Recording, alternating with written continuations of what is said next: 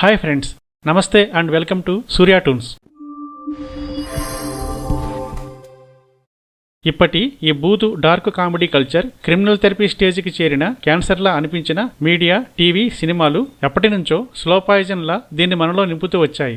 దాని కిక్కులో పడి జనం కూడా ఎంత బూతు జోకునైనా ఎంజాయ్ చేసే జోంబీస్ లాగా మారిపోయారు. అసలు ఈ వల్గర్ భాష, భావజాల కల్చర్ వటవృక్షానికి బీజం ఎక్కడ పడిందో, తర్వాత వివిధ మీడియాలతో పాటు శాఖోపశాఖలుగా పెరిగి తిరిగి బూతుల బోన్సాయి భూతంలా రూపాంతరం చెంది మన మొబైల్ ఫోన్లో ఎలా దూరి కూర్చుందో చూద్దాం. పూర్వం ప్రింట్ మీడియాలో బాపు గారు తన కార్టూన్స్ లో వికలాంగులు, బిచ్చగాళ్లు, వేశ్యవృత్తిలో ఉన్న వాళ్లపైన జోకులు, కార్టూన్స్ వేయకుండా స్వీయ నియంత్రణ పాటించేవారు. వారి తర్వాతి తరం కార్టూనిస్టులు, కథకులు కూడా అదే నైతికత, సాంప్రదాయాన్ని పాటిస్తూ ఇంటిల్లిపాదికి నచ్చే మంచి హాస్యాన్ని పంచేవారు. ఒకవేళ తిమ్మిరి క్రియేటర్స్ ఎవరైనా ఈ నియమాన్ని అతిక్రమించి బూతు కథలు, లేకి జోక్స్, కార్టూన్స్ వేసి పంపినా అప్పటి విఘ్నులైన పత్రికా సంపాదకులు వాటిని చింపి చెత్తపుట్టలో వేసేవారు. అప్పుడు కూడా కొన్ని బూతు, చీప్ స్టాండర్డ్ పత్రికలున్నా వాటి గురించి ముందే తెలుసు కాబట్టి వాటిని ఇష్టపడేవారు చాటుమాటుగా చదువుకునేవారు తప్ప ఇంటి వరకు వచ్చేవి కాదు. అప్పటి వరకు సంసారపక్షంగా సాగిన పత్రికా రంగంలో మొదట బయటజార్చిన పతివ్రత స్వాతి వారపత్రిక. పైకి సపరివార పత్రిక లేబుల్ ఉన్న ఇంటికి తీసుకెళ్లే ముందు మధ్యలో 4 పేజీలు పీకేసి పర్సనల్ గా చదువుకునే ఏ సర్టిఫికెట్ పత్రికగా పేరు పడింది స్వాతి. డాక్టర్ సమరం సెక్స్ ఎడ్యుకేషన్ కోటింగ్ తో సుఖ సంసారం, రతిభంగిమలు అంటూ మొదలై స్వాతి బుక్ కొంటూ ఆలస్యం. ఫస్ట్ మధ్యలో పేజ్ తీయటమే, మిడిల్ పేజ్ తీసి సమరంగా అది చదివి దాన్ని అరెస్ట్ చేయాలి, యూత్ని చెడగొట్టేస్తున్నాడని చెప్పి నా మీద కేసులు కూడా పోలీస్ స్టేషన్లో నా మీద కేసులు ఫైల్ చేశారు. సమరం యూత్ని చెడగొట్టేస్తున్నాడు, సమాజాన్ని చెడగొట్టేస్తున్నాడు, అసలు నైతిక విలువలు పతనం అయిపోతాయి, నువ్వు నైతిక విలువలని నాశనం చేస్తున్నావు అని నా మీద ఈరోజు ఒక రొటీన్ అయిపోయింది.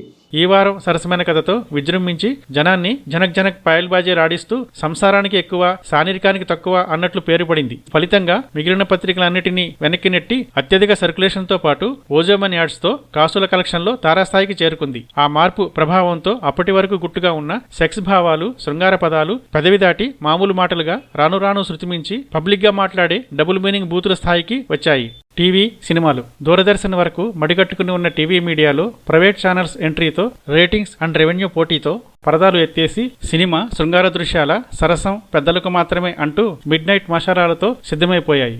మా టీవీలో సరసం పెద్దలకు మాత్రమే అనే షో చేశాను. ఇప్పుడు ప్రస్తుతం ఉన్న జనరేషన్లో 50+ వయసు ఉన్న వాళ్ళందరికీ ఆ షో బాగా ఫేవరెట్.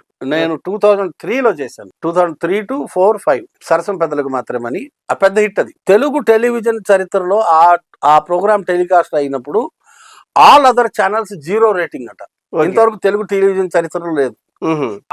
ఆ టైంలో ఏ టీవీలో ఏ ప్రోగ్రామ్ ఎవరు చూసేవారు కాదట, నా ప్రోగ్రామ్ చూసేవారు.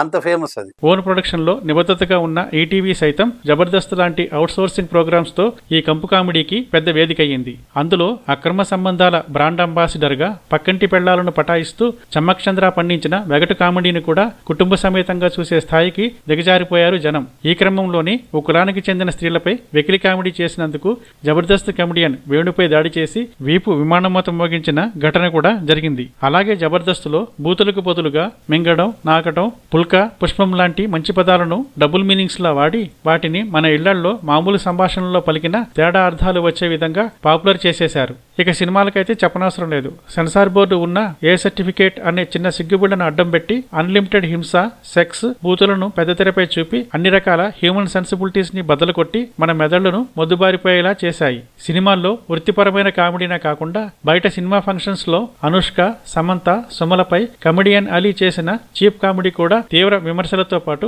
మహిళా సంఘాల నిరసనను కూడా ఎదుర్కోవాల్సి వచ్చింది. సమంత కత్తి, సమంతలో నచ్చేది మీకేంటో నాకు తెలియదు, కానీ నాకు మాత్రం నచ్చేది ఒక పాటు ఇక్కడి నుంచి ఇక్కడ దాకే. అంటే ఎలా ఉంటుందంటే ఒక రకం చెప్పాలంటే విజయవాడ బెంజ్ సర్కిల్లో ఉంటుంది. వెంటనే క్షమాపణ చెప్పాలంటూ విశాఖలో మహిళా సంఘాలు అందరూ కూడా ఆగ్రహం వ్యక్తం చేస్తూ ఈ ఆలీ బస్ చేసిన హోటల్ ఎదురైతే ఆందోళన దిగారు. దీనికి సంబంధించి మహిళా సంఘాల ప్రతినిధులు ఉన్నారు, అడిగి తీసుకున్నాం. అసలు ముఖ్యంగా ఏం జరిగింది, అసలు ఆలీ ఏం మాట్లాడారు, ఎందుకు మీరు ఆందోళన చేస్తున్నారు? ఆలీ ఏం మాట్లాడలేదని అడిగితే బాగా చెప్పగలం. ఏం మాట్లాడతాడంటే ఏ నాన్ సెన్స్ మాట్లాడకూడదు ఆ నాన్ సెన్స్ అంతా మాట్లాడతాడు. స్త్రీల శరీర అవయవాలను వర్ణిస్తాడు, సైకిల్ చేస్తాడు, సిగ్నల్స్ ఇస్తాడు, తర్వాత ఏంటంటే వెకిలి నవ్వు నవ్వుతాడు, వెకిలి చూపులు చూస్తాడు, వెకిలి చేస్తాడు, అన్ని చేస్తాడు. నువ్వు ఇందాక ఒక అమ్మాయి వచ్చినప్పుడు తొడగొట్టు అన్నావు, ఆ అమ్మాయికి తొడలేదు. నువ్వు కొట్టమ్మని చెప్పాల్సిన హీరోయిన్ అనుష్క అద్భుతమైన తొడలు.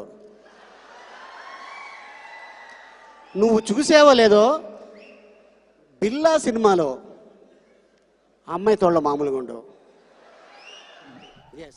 అనుష్క టైస్ గురించి అది మాట్లాడాడు. మాట్లాడితే ఆ పరిస్థితుల్లో మామూలు అమ్మాయి ఎవరున్నా సరే చాలా పెద్ద ఇష్యూ చేయాలి అక్కడ. అది ఇది కాదంటే స్టేజ్ మీదకి వెళ్ళి చెప్పు తీసుకుని కొట్టాలి. అదే విషయం మన ఆలీకి ముక్కలేనిదే ముద్ద దిగదు, బూతులేనిదే కామెడీ పండదు. ఒక దశాబ్ద కాలంగా అర్జున్ రెడ్డి, యానిమల్ లాంటి సినిమాలు, మీర్జాపూర్, రానానాయుడు లాంటి వెబ్ సిరీసుల్లో దిగజారిపోతున్న అశ్లీల దృశ్యాలకి, అసభ్య డైలాగ్స్ కి అంతే లేకుండా పోతుంది. ఎంతో కొంత నైతిక బాధ్యత, సెన్సార్ హద్దులున్న ఈ సినిమా అండ్ మెయిన్ స్ట్రీమ్ మీడియాలోనే పరిస్థితి ఇలా ఉంటే ఇంకా మన భాష భావాలతో సంబంధం లేని గ్లోబల్ గైడ్ లైన్స్ పై ఆధారపడి వ్యూస్ అండ్ లైక్స్ తో కళ్ళు మూసుకుపోయి డాలర్స్ రెవెన్యూ కోసం వెరితెరలు వేస్తున్న సోషల్ మీడియాలో నియంత్రణ ఎక్కడ ఉంటుంది? Social media, YouTube channels. Social మీడియాలో మొదట జనాల బుర్రలు పాడు చేసింది tick talk and PUBG games. వాటి వల్ల సమాజంలో ముఖ్యంగా పిల్లలపై చూపుతున్న నెగటివ్ ఎఫెక్ట్స్ కారణంగా వాటిని బ్యాన్ చేసిన, వాటి స్థానంలో వచ్చిన ఇన్స్టా, ఫేస్బుక్ రీల్స్ తక్కువేం కాదు. వాటి ఫాలోవర్స్ క్రేజ్ లో పడి చిన్న పెద్ద తేడా లేకుండా సంసారాలు చేసుకునే ఆంటీలు కూడా సిగ్గు వదిలేసి సినీ సెలబ్రిటీస్ తో పోటీ పడుతూ సెక్సీ డాన్సులు, కైపు కవింపు చేష్టలతో రీల్స్ రోల్ మోడల్స్ గా మారిపోయారు. ఇక అన్నిటికన్నా ముఖ్యమైనది యూట్యూబ్. ఓన్లీ వ్యూస్, యాడ్స్ రెవెన్యూనే ప్రామాణికంగా పరిగణిస్తూ మంచి కన్నా బూతు, అశ్లీలత, అసభ్యతలనే ఎక్కువగా ప్రచారం చేస్తున్న ఒక మాయదారి మీడియా. ఇక్కడ ఒక సెన్సార్ అనేదే ఉండదు. కమ్యూనిటీ గైడ్ లైన్స్ ఫాలో అవ్వాలని ఉన్న మన భాషలోని బూతులను, అసభ్యతను గుర్తించదగ్గ వ్యవస్థ లేకపోవడం వల్ల ఎంత నీచ జుగుప్సాకరమైన వీడియోలైనా యథేచ్ఛగా పబ్లిక్ లోకి వచ్చేస్తున్నాయి. ప్రతి వీడియోకి, ఛానల్ కి రిపోర్ట్ కొట్టే ఆప్షన్ ఉన్నా అది ఫాలో అయ్యేంత తీరిక, ఓపిక ఎవరికుంటాయి? వీడియో చూసామా, ఎంజాయ్ చేశామా, వదిలేశామా అన్నట్టు ఉంటుంది మన బాధ్యత. ఇలా అడల్ట్ అగ్లీ బూత్ కంటెంట్ తో మిలియన్స్ కొద్ది సబ్స్క్రైబర్స్ తో వర్ధిల్లుతున్న ఛానల్స్ లో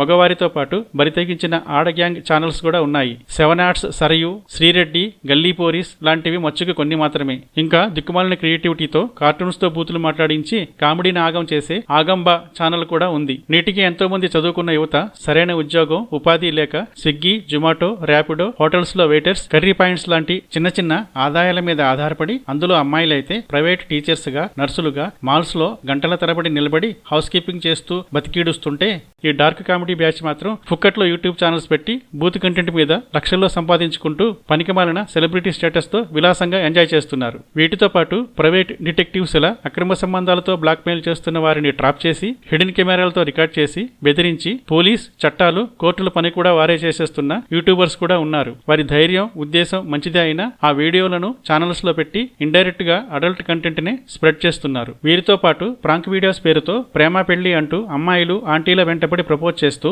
ఏదో ఒక పనుందని లేడీస్ ని, ట్రాన్స్జెండర్స్ ని కారులో ఎక్కించుకుని రొమాన్స్ మొదలెట్టి వారి రియాక్షన్ ని క్యాప్చర్ చేసి ఛానల్స్ లో పెట్టి ఆనందించే పర్వర్టెడ్ ప్రాంక్ బ్యాచ్ కూడా ఉన్నారు. వీరికి తోడు స్టాండప్ కామెడీ పేరుతో హిందూ పురాణాలు, దేవీ దేవతలను కించపరుస్తూ మత విశ్వాసాలపై, కుటుంబ సంబంధాలపై కుళ్ళు జోకులు వేసే స్టాండప్ కామెడీ గాడిదలు, వారి ప్రోగ్రామ్స్ కి పోలీస్ బందోబస్తు పెట్టి మరీ ప్రోత్సహించే పొలిటికల్ బుడుద్దాయిలు కూడా ఉన్నారు. ఈ క్రమంలో డార్క్ కామెడీ పేరుతో ఇటీవల కొందరు పర్వర్టెడ్, నీచ నికృష్ట పోరంబోక్ బ్యాచ్ ఒక తండ్రి బిడ్డ మధ్య సరదారీలపై చేసిన వరస్ట్ కామెంటరీ వాళ్ళసలు మనుషులకే పుట్టారా అన్నంత అసహ్యం కలిగేలా చేసింది. ఇక వారిపై వెల్లువెత్తిన సినీ సెలబ్రిటీల నిరసన సగతో 2 తెలుగు రాష్ట్ర ప్రభుత్వాలు కూడా సీరియస్ గా తీసుకుని మెయిన్ మెంటల్ గాన్ని లోపలేయటం మంచి పరిణామం. ఇకపై ఎవరు ఇలాంటి ఫాల్తు కామెడీలు చేసినా పనిష్మెంట్ తప్పదని ఇచ్చిన వార్నింగ్. ఒక పక్క ఇంత లొల్లి జరుగుతున్నా వారి ఛానల్స్ పై యూట్యూబ్ ఎలాంటి చర్యలు తీసుకోలేదంటే అందులో ఇలాంటి డార్క్ కామెడీ కంటెంట్ కి ఎలాంటి అడ్డుకట్ట లేదని అర్థం చేసుకోవచ్చు. అసలు బ్లాక్ మనీలో బ్లాక్ అన్న, బ్లూ ఫిలిం లో బ్లూ అన్న, డార్క్ కామెడీలో డార్క్ అన్న